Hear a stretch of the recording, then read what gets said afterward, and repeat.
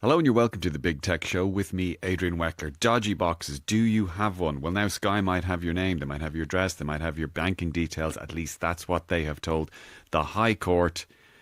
A reseller that they prosecuted had to hand over names, addresses and banking details. Now Sky has those details. They told the court that they are going to start taking legal action, not just against other resellers, but against the end users, which might be you if you're one of those 300 in that particular case, or it might be you if they repeat this tactic because they're starting to go after multiple resellers and distributors.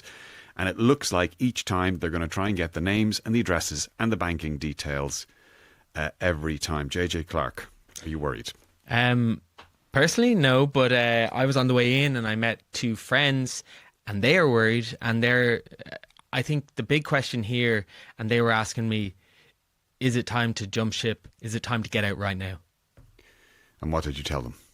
I said, I don't know. I'd say I'd know in about 40 minutes. Okay, let's talk about the logistics of this, of what's actually going on. Number one, how they got those details and how Sky got that information. So they got the names, addresses and banking details. The one that seems to be causing most comment is the banking details, Revolut. So when you sign up for a dodgy box, it'll often be like a tenner a month or it'll be 100 quid a year. And often, not always, it will be via Revolut. So how does Sky end up managing somehow to get those Revolut details? I've seen people, speculate online. This is some sort of major breach of GDPR or privacy. What actually happened in this case was that after the prosecution of the seller, a guy called David Dunbar in Wexford, who was forced to pay €480,000 in damages to Sky, Sky then applied through the court for an order to get the banking details. Revolut was ordered by the court to hand over those details by the Irish court to Sky. So it's not like this is a process that the court is going to strike down because it violates data privacy necessarily. This is a court-approved process. So if you think that, your banking details can't be obtained by Sky because the courts will oversee it and it violates privacy law, you're probably wrong. It was actually, this process happened via the court system. Okay. And just with that, so of those 304 people whose details were turned over, and there's a smaller number that might get some sort of prosecution, what will actually happen to them? Yeah, that's the other big question. So Sky in court, in the court, in this process, this particular case, they said they were going to take legal action against further resellers and at least some of the end users. So the big question is, what does legal action mean? Now, my understanding of what that means, talking to people close to the case, is that that's going to start for sure with legal letters. And then it might progress on from that. But let's think this through for a second. So let's say you're a dodgy box owner. Sky has your name and address and your banking details. Let's say they send you a legal letter. Let's say you ignore that. Okay? If you're Sky, what would you do next? Now, just to take a sidestep for a moment, what can Sky do? So owning a dodgy box is illegal under criminal law in Ireland, the Copyright Act, and it's punishable by up to 5 years in jail or a fine of about €127,000. But that's the Gardaí and the Director of Public Prosecutions. That's not a civil prosecution that Sky would be involved in. Sky would be engaging in a civil prosecution here of you if they went after you. So they would be looking for damages, from you. That might only be a couple of €100. That would probably be, I'm thinking, a district court prosecution.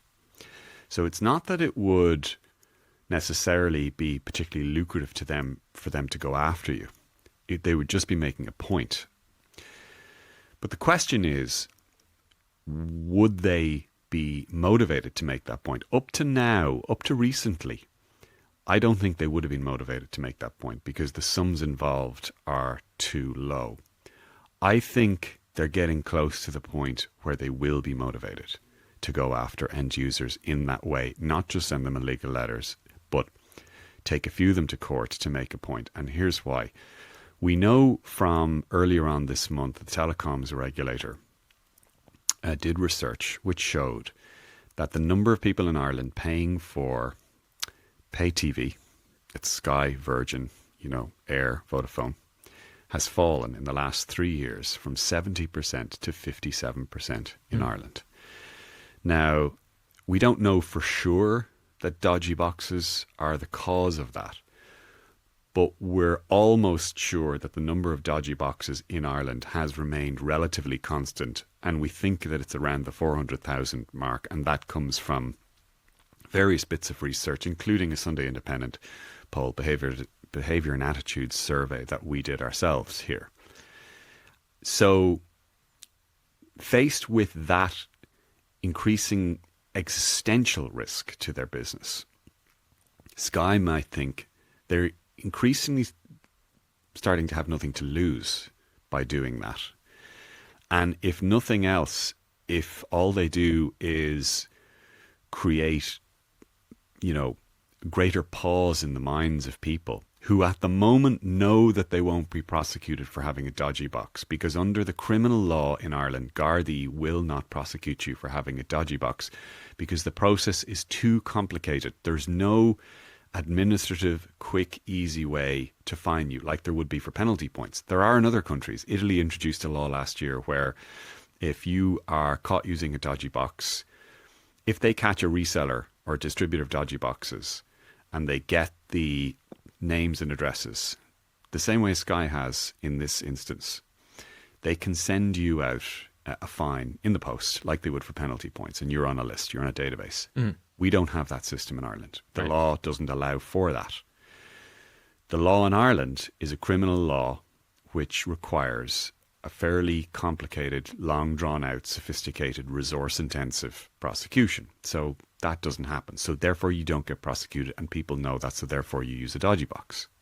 And just with that, so if you are the end user and you get a letter, say you're one of those 304 end users, you just stop and you don't get anything? Is that that's not that scary?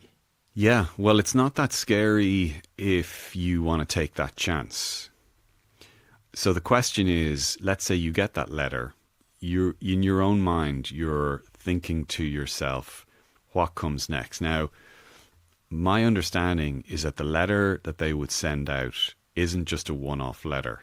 It's the start of a process of engagement with that person that demands a response.